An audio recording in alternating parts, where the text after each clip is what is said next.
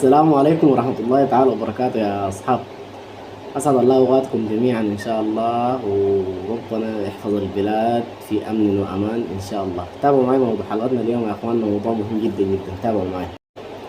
ولد سنة 1982 في قرية الفرجات القريبة من مدينة بارا الواقع في كردفان، حيث درس علوم القرآن الكريم على يد الشيخ المكي في زواق الفرجات، وحفظ القرآن الكريم في سن مبكر إلى أن أصبح شيخ الطلاب في خلوة الفرجات، واشتهر ضمن قراء سودانيين آخرين بتلاوة القرآن الكريم بروايات متعددة، وكان إماما لأشهر مساجد العاصمة السودانية الخرطوم، منها مسجد الخرطوم الكبير والسيدة سنهوري ومسجد النور. وكانت روايته المفضلة هي رواية الدوري. لحد هنا ما عرفتوا انتم صح؟ يكون عرفتوا. طيب تعال معايا يا صاحبي مع بعض نشوف الجوائز اللي كان حايز عليها.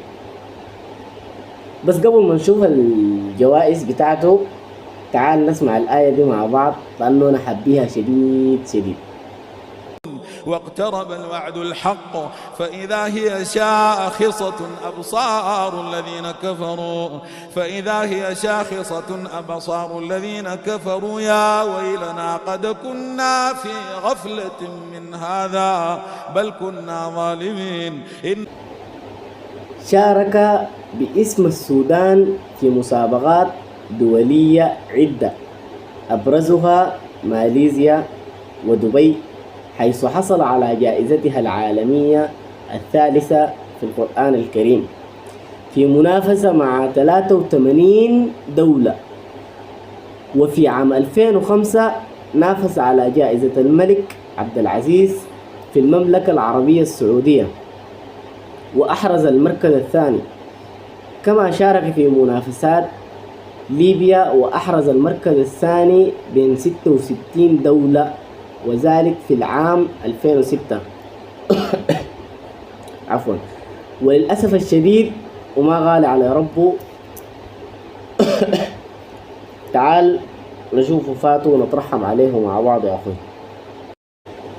توفي يوم الجمعة 6 نوفمبر لعام 2020 الموافق 20 ربيع الأول 1442 هجرية، إثر حادث مروري على بعد 18 كيلو من أم درمان مع 3 شيوخ كانوا برفقته أثناء عودتهم من وادي حلفة بالولاية الشمالية، وهم علي يعقوب وعبد الله عوض الكريم ومهند الكناني.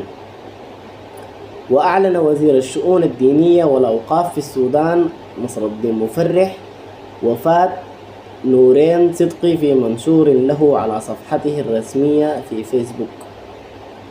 كما نعاه محمد حمدان دقلو نائب رئيس مجلس السيادة السوداني في منشور له في فيسبوك بقوله: نعزي أنفسنا والأمة الإسلامية وعموم الشعب السوداني في وفاة المغفور له بإذن الله الداعية القارئ الشيخ نورين محمد صديق، الذي لبى نداء ربه إثر حادث أليم وهو في طريق عودته قادما من رحلة دعوية. ونعته أيضا السفارة التركية في الخرطوم عبر صفحتها الرسمية في فيسبوك. الله يرحمك يا الشيخ نورين. كونك تكون حافظ قرآن كريم بروايات متعددة ودرسته لأجيال وحفظته لناس تانيين حاجة عظيمة والله، الصراحة كده حاجة عظيمة. ربنا يرحمك يا شيخ نورين، وربنا يتقبل منك عملك الصالح ده إن شاء الله يا أخ، وربنا يرحمنا كمان إن شاء الله ويجعلنا من الحافظين لكتاب الله، اللهم آمين. لا تنسى الاشتراك بالقناة واللايك أو الديسلايك، انت حر. مهم ما تنسى الاشتراك بالقناة والشير وتفعيل زر الجرس يا صاحبي.